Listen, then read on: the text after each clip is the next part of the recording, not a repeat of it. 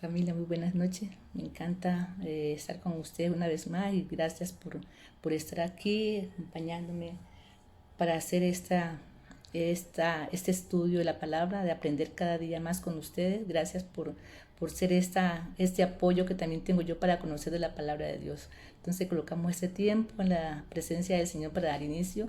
Soberano Padre Celestial, mi Dios Todopoderoso, en esta noche, Señor, te damos gracias.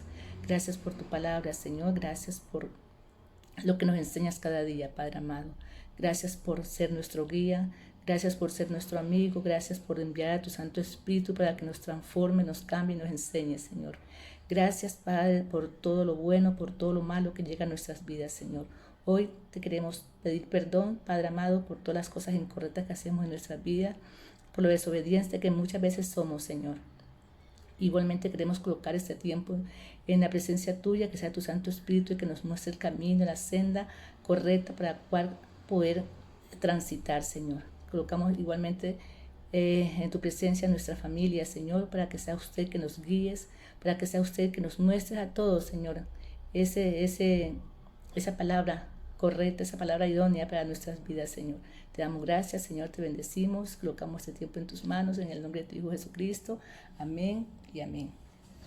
Bueno, familia, entonces hoy vamos, a compartir este texto que está en el libro de Hechos, versículo 4 al 3, 4:13. Y dice: entonces viendo el denuedo de Pedro y de Juan, y sabiendo que eran hombres sin letra y del vulgo, se maravillaban y les reconocían que habían estado con Jesús. Entonces, para nosotros poder entender lo que nos está diciendo aquí este texto, tenemos que hacer un poquito de historia respecto a la vida de los apóstoles.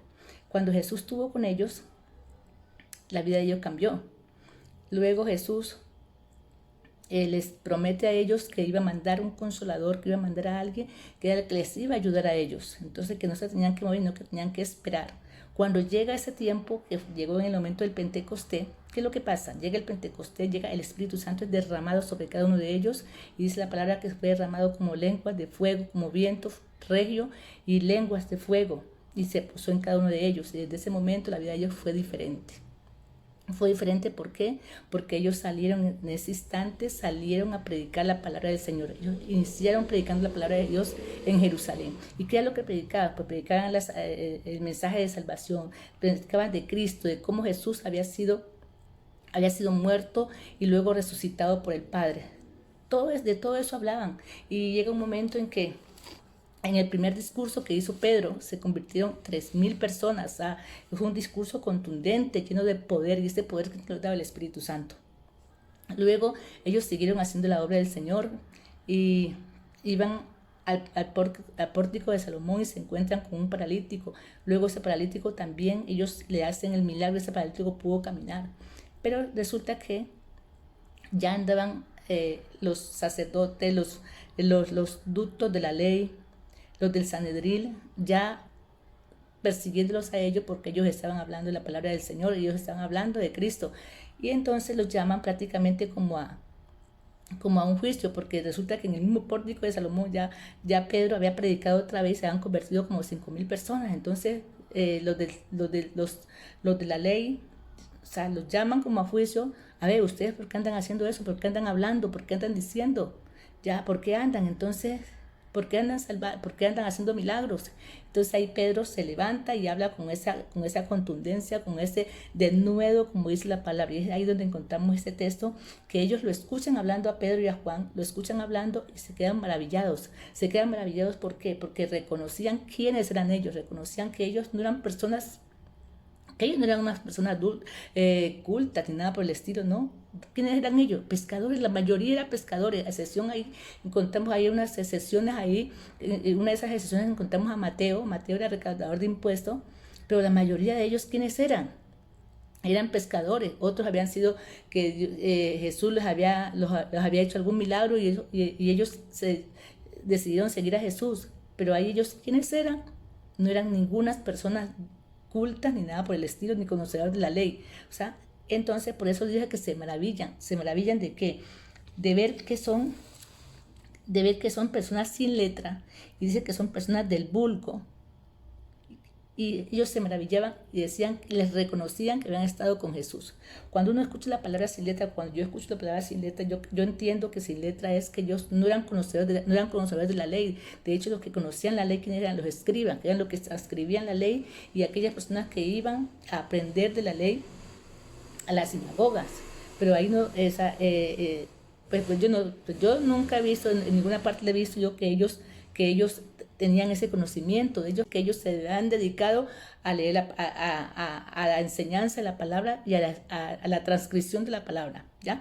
Entonces, cuando yo escucho sin letra, pues me voy a eso. Ellos no eran conocedores, eran personas que no eran conocedoras. Y cuando hablan de la persona vulgo, digo yo, pues eran del populacho, no eran unas personas cultas, eran ¿dónde? Pescadores. ¿Dónde sacaron? Jesús los sacó de dónde? Pues los sacó de lo que no era, muy significativo ahí. Ya, por eso siempre le criticaban a Jesús que con quién andaba él, que siempre andaba con los pecadores y con los pobres. Y ellos estaban en ese grupo. Entonces, pero resulta que cuando llega el Espíritu Santo les permite que ellos son cambiados y son transformados. Es por eso que ellos ya empiezan a hablar con qué, empiezan a hablar con ese de nuevo. Y cuando hablamos de nuevo, ¿a qué nos estamos refiriendo? ¿Qué quiere decir esa palabra de nuevo?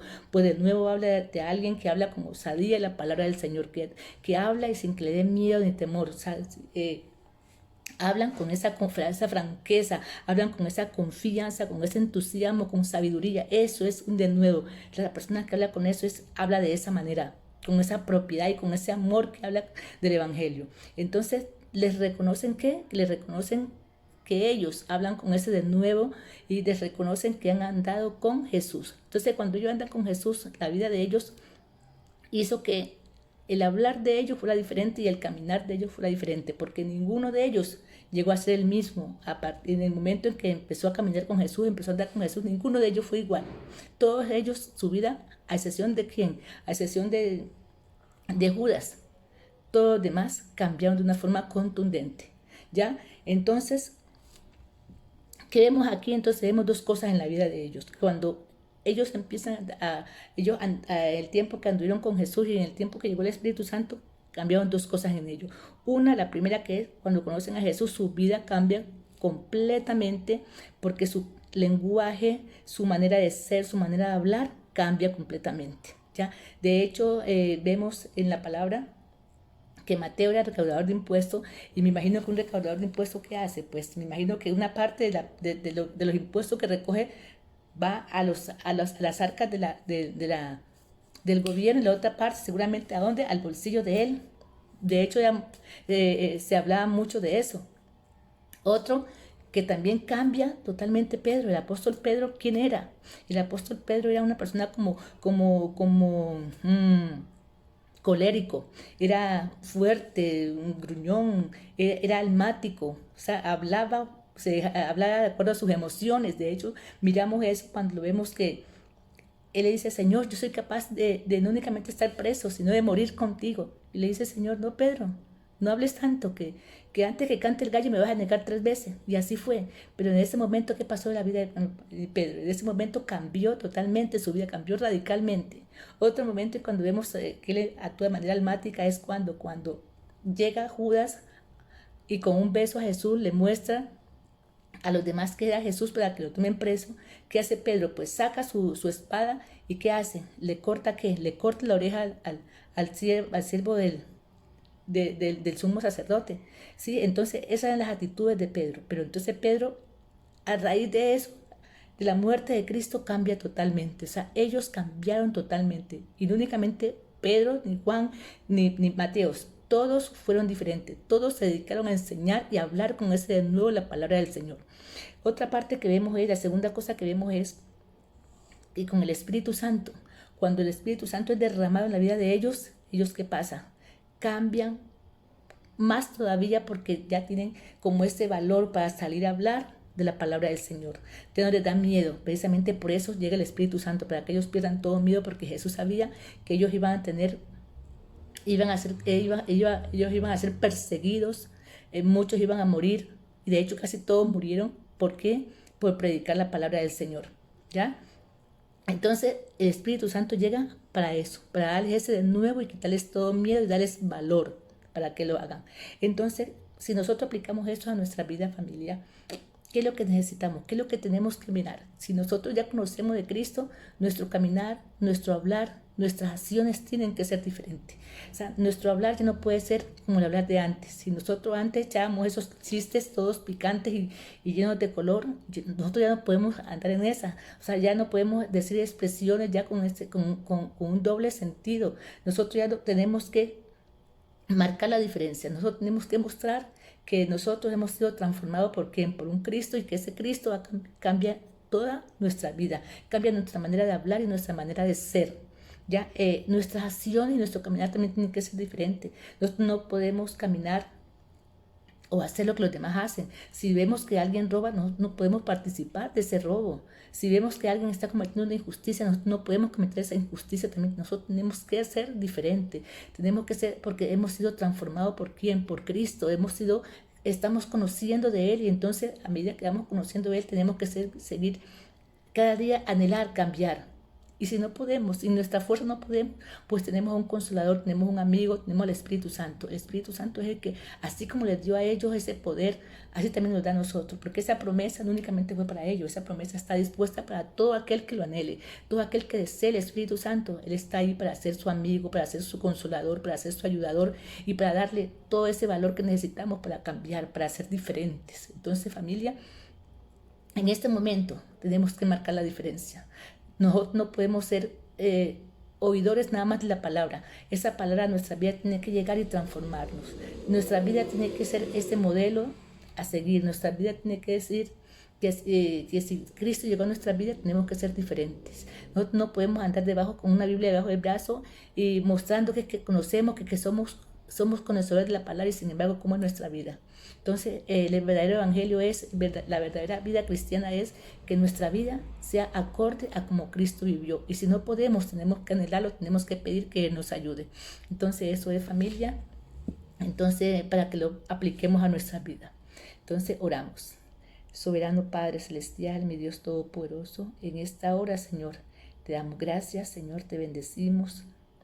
Señor, y te pedimos, Padre amado, que nos permitas cambiar, que nos permitas, Señor, ser modelo, Dios, en nuestros hogares, con la gente que nos conoce, Señor. Que seamos, Señor, personas que así como llegaste a nuestra vida y cambiaste nuestra vida, así también nosotros podamos cambiar la vida de otros, Señor. Pero, Señor, no lo podemos hacer si no es con tu ayuda, Padre, con tu Santo Espíritu, para que sea Él el que nos muestre el camino, la senda, Señor. Que nuestra vida, Señor, sea acorde, Dios, a personas que conocemos y que hemos caminado contigo, Señor, y que estamos caminando y que estamos, Señor, sedientos de cambiar, Padre eterno. Hoy queremos, Señor, tener ese de nuevo, como hiciste con los apóstoles, Señor, ese de nuevo para hablar, para salir a hablar de tu palabra, Señor, para ser transformado, Dios Todopoderoso, y transformar, Señor, nuestras vidas y transformar las personas que nos rodean, Señor. Te damos gracias, Señor, te bendecimos. Colocamos esta noche en tus manos, Padre, cada una de nuestras familias en tus manos, Señor. Amén y amén. Bueno, familia, me encanta haber compartido con ustedes esta nueva reflexión, y deseo que la bendición del Padre, del Hijo y del Espíritu Santo repose en cada uno de ustedes. Dios les bendiga y nos vemos mañana si Dios permite.